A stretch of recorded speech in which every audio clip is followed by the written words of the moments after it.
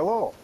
Well, the Christmas season is upon us, and I guess for you ladies that means there's 8 days left in the Christmas shopping season.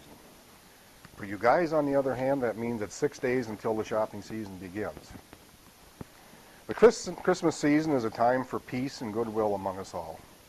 A time for joy, happiness, family reunions, holiday parties, presents, Christmas cheer, and extending the milk of human kindness and charity to each other. Yet it is a time for vigilance, watchfulness, and wariness, for crime and criminals never take a holiday, and our children and grandchildren are particularly vulnerable at this season. Today I want to use my time to talk about one particularly reprehensible miscreant, a man who has gone unapprehended for more years than I can count, and he has committed innumerable crimes and may nonetheless have become a folk hero. Some even believe he is a role model for children. But this man has operated a crime syndicate on an international scale. He's known by many names in many places, and sometimes by more than one name in a place. We may not even know his true identity, for he appears only once a year and commits most of his crimes in a single night. Furthermore, he hides behind long white hair and a full white bushy mustache and beard. He's frequently seen wearing a red suit, red hat, knee-high black boots, and often carries jingle bells. To the best of our knowledge, this is what he looks like. He has a friendly, inviting face, but don't let his friendly demeanor fool you. Some of his aliases are Saint Nicholas from the Greeks, Saint Niklaas or Sinterklaas for the Dutch. In Russia, he's known as Grandfather Frost. In Finland, Joulupuki. In England, he's known as Father Christmas. Père Noël in France, Babbo Natale in Italy, Papa Noel in Spain. He's so devious he can even change his skin color.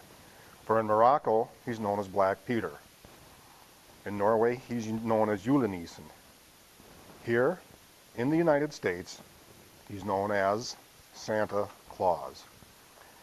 And he is believed to be part of a massive theft ring. Although he has millions and millions of toys in his possession, he has no known source of income or visible means of support. When asked about the toys, Mr. Claus responds that his elves make them at his workshop located at the North Pole. He doesn't explain how he pays the elves or how he acquires the materials to make the toys. Law enforcement believe the elves are actually the members of the theft ring who commit most of the thefts. Because they are so small, they can come and go almost anywhere, undetected. Law enforcement also believes some of these elves are actually small children being forced to work against their wills for long hours and with little or no pay, creating involuntary servitude or slavery in violation of the United States Constitution. If this is true, Mr. Claus is violating child labor laws and wage and hour laws. It must stop.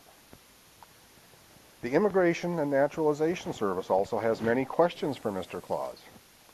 It is known that Claus flies into the United States at least once per year, usually in late December. Yet there's no record of a passport or visa ever issued to Claus or any of the names I recited earlier. Claus claims in an email received by the INS just last week that since he has been making this trip since before the United States even existed, he is grandfathered in and exempt from immigration laws. This is a contention without legal basis. Furthermore, if true, this would make Santa Claus several hundred years old, implausible at best. The best information that law enforcement has is that Claus flies into the United States in a sleigh pulled by 9 flying reindeer, one of them a red-nosed reindeer known as Rudolph. This calls to the fore several further violations of law. Forcing reindeer to fly constitutes cruelty to animals. Number 2, red-nosed reindeer are extremely rare and are on the endangered species list. They are protected by federal law. Unlicensed possession of red-nosed reindeer is a federal crime. 3, Claus is bringing uninspected livestock across international borders. Number 4, no flying sleigh has ever been registered with or certified by the Federal Aviation Authority. Number 5, no one named Santa Claus, nor any of his aliases, has ever been issued a pilot's license or any other license to fly. Number 6, he lands his reindeer and sleigh laden with, according to Claus, thousands of pounds of toys on residential rooftops. This has caused untold damage to shingles and roof structures. Now, this may be much to the joy of roofing contractors, but it is criminal damage to property. Number 8, there are no navigation lights on Claus' flying sleigh. Number 9, he has entered the country in violation of Homeland Security laws. Specifically, he has never gone through airport screening as required by the Transportation Safety Authority, either a body scan or a full body search. 10, he has violated customs laws by importing toys into the United States without proper documentation or approvals. It gets worse. Claus commits millions of burglaries every year. A burglary is the unauthorized entry, usually surreptitiously, into a building for the purpose of committing a crime. He breaks into millions, maybe even billions of homes every year, always when the owners and their families are away from home or asleep.